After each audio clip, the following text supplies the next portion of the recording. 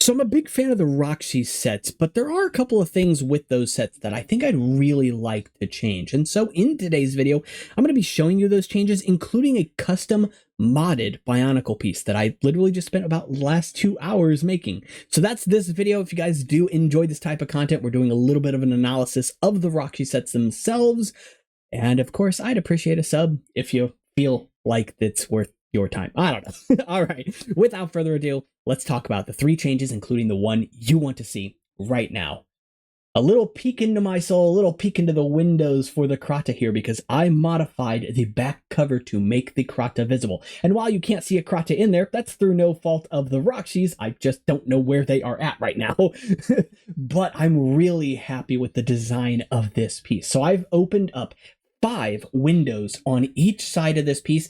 I feel like my next patient in surgery is going to have to be myself removing my own brain, because I don't know why I chose white as the color to display for this video. I chose the white piece because I have 35 of this. Why? Why do I have 35 of this piece? I don't know. Probably a Bionicle like tub or something that I bought in a lot. But the point is, it was the most numerous that I had, so I grabbed it, and then I thought I should make a video on this. And so I am. But if that's a little bit hard to see, I do apologize for that. That said, though, I think these windows really benefit this piece specifically. On first glance, I wasn't too sure of it myself. The Rahkshi have fairly smooth design to them, especially with their colored pieces specifically. And so that smooth design just felt kind of right.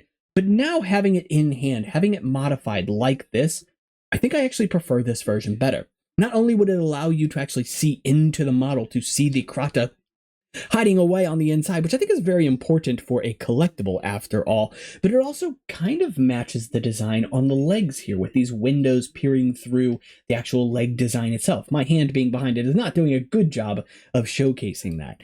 And so I think it kind of works. It even somewhat works too with the shape of the eye here, a pretty aggressive shape and a pretty aggressive sort of aerodynamic feel now with the holes in this back piece here. And I mean, they are capable of flight after all, so it does make some sense. Now, would I like this piece included on a set like Makuta or the Gaku bird or Puku or anything like that? I honestly couldn't tell you. I haven't seen it on those sets yet, but if this had been the set that was the piece that was released rather than what we got, I don't think I would have hated it. I tested the structural sort of stability of the piece too. It didn't really compromise that at all.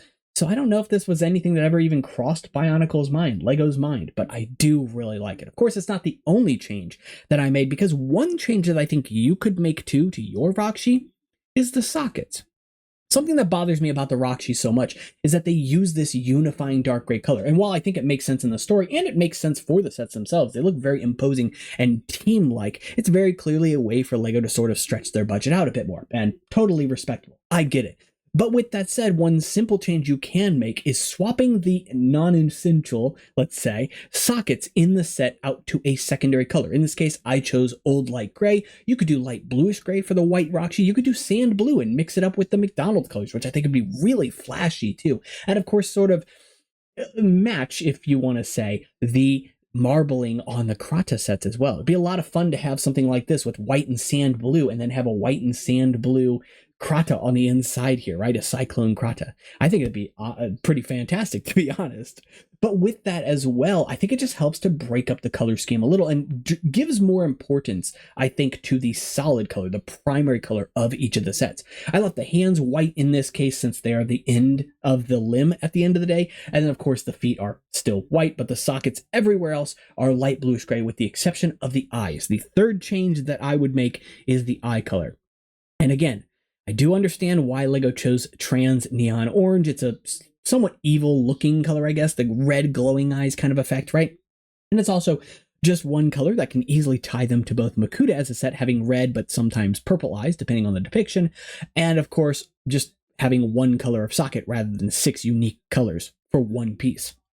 Now, Lego would go out of their way, thankfully, to make more of these sockets in the future in transparent colors, but they only made 3 in total, and 2 of those colors are shades of orange, which I think is blasphemous, honestly. I would have loved to have seen something like the Kongu Inika set, for example, having trans dark green sockets or something along those lines as well. Just get us some more colors, some more familiarity out there, and They're fantastic either way. But in this case here, we have the trans medium blue, which looks so good on this set. It really is something that I think works quite well here. But even if you just went with trans orange for half and trans fluorescent blue for the other half, I still think you get something that's quite enjoyable here. With that said, that's most of what I would change about these sets themselves. Now, there are absolutely some modifications you could make yourself, like I did with the Vaki sets, and maybe that's something I will do in the future, but this makes me happy. It makes me smile, I'm gonna be honest. That said, though, the reason I like the Rahkshi as much as I do, having a bit of a interesting history with them, getting the Rahkshi several months earlier than they were originally supposed to hit shelves, thanks to an Aldi, of all places, having them on sale quite early. It was surprising. Gurok was my very first, and it always has held a special place in my heart. It definitely has my favorite spine of all of them, and that metallic blue is just such a fun, lovely color. But the metallic colors on the Rahkshi in general, I think, are really underrated. That said, can be a bit hard to use, absolutely, in secondhand builds and mocks, right?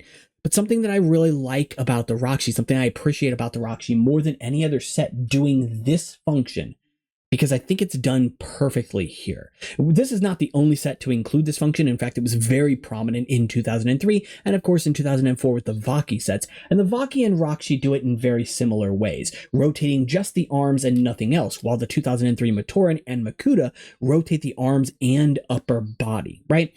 I always like it when just the arms move. It feels a lot more dynamic and a lot more natural in general. Plus, it doesn't compromise the character's overall top heaviness, if that makes sense.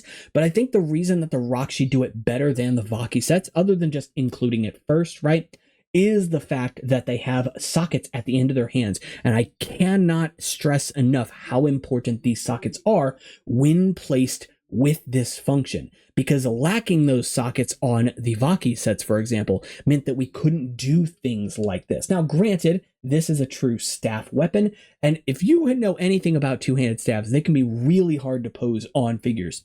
So the fact that you have a figure that is able to do something like this and still get a decent amount of like vertical movement out of it, plus the ability to still use the function in general, is honestly just super commendable. It's such awe-inspiring design. It's definitely not design on the level of like Borak design, where everything just kind of has to work together perfectly, but it is on its own level entirely. And having something that's this novel, this new here, is fantastic. Now, as I've mentioned, side-to-side functions are not my favorite function from Bionicle. I think overall I'd much rather have the up and down movement of the arms, and this is kind of one of those examples of where it's like an introduction of something novel, where they just get it right the first time. I think they did it that way with the Toa Mata too. I do think some other sets from the future trying to include shoulder-mounted